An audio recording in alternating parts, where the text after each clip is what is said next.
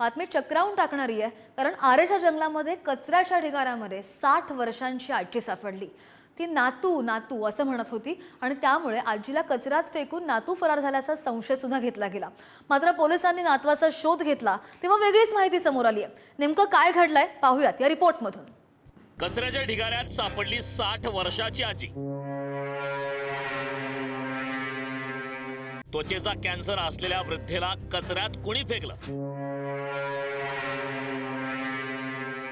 कचऱ्यात सापडलेल्या आजीचं गूढ कायम, पोलीस तपास सुरू।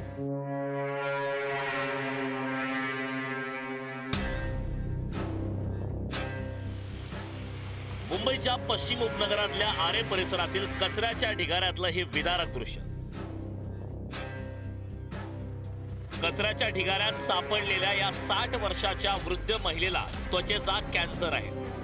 ती जेव्हा स्थानिकांना सापडली तेव्हा ती नातू नातू या एका शब्दाखेरीज दुसरं काहीच बोलत नव्हती। त्यामुळे आपसुकच नातवामुळे तिची ही अवस्था झाल्याचा निष्कर्ष काढला गेला। नातवानंच आजीला कचऱ्याच्या ढिगाऱ्यात फेकलं असावं असा संशय घेतला गेला आणि सुरू झाली नातवाची शोधाशोध। आपण माझ्या मागे तो आरेचा रस्ता सुद्धा पाहू शकतो आणि याच आरेच्या रस्त्यावर असलेल्या युनिट 32 च्या ठिकाणी हा आरेचा सुमसाम परिसर आहे आणि याच सुमसाम परिसरामध्ये ही 65 वर्ष महिला वृद्ध महिला सापडली। पोलिसांना 21 जूनच्या सकाळी 8:30 वाजेच्या सुमारास माहिती मिळाली आणि त्या माहितीनुसार पोलीस घटनास्थळी आले आणि ही वृद्ध महिला या ठिकाणी सापडलेली मिळाली त्यांना।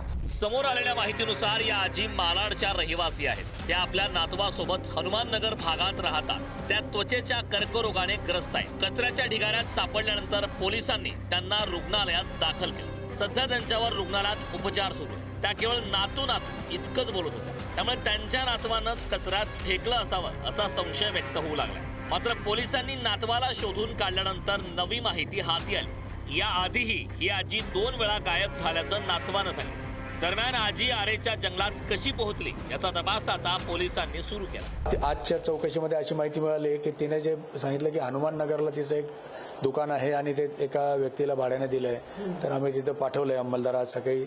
तर आम्हाला माहिती मिळून आली की तिथे राहायला आहे, तर तिचा नातू मिळून आला आम्हाला। तर तिच्या नातवाचं असं म्हणणं आहे की सकाळी 7 वाजता म्हणजे तो ड्युटीला गेला, मी ड्युटीला गेल्यानंतर आजी घरातून निघून गेली। याच्या अगोदर सुद्धा 2-3 वेळा गेली आहे, पण ती इथपर्यंत कशी आली याबाबत आम्ही चौकशी करतोय, शोध घेतोय। जर असा कोणाचा जाणून बुजून आणून इथे जर सोडलं असेल तर आम्ही नक्की त्याच्यावर कायदेशीर कारवाई करू। आता या आजी खरंच स्वतःहून आरेच्या जंगलातल्या या कचऱ्याच्या ढिगाऱ्यापर्यंत पोहोचल्या की त्यांना कुणीतरी इथं आणून टाकलं याचा तपास होणं गरजेचं आहे। कारण कॅन्सर सारख्या दुर्धर आजाराशी लढणाऱ्या या आजीवर या वयात ही वेळ येणं अर्थातच दुर्दैवी आहे। मुंबईहून धनंजय दळवीसह ब्युरो रिपोर्ट, पुढारी न्यूज।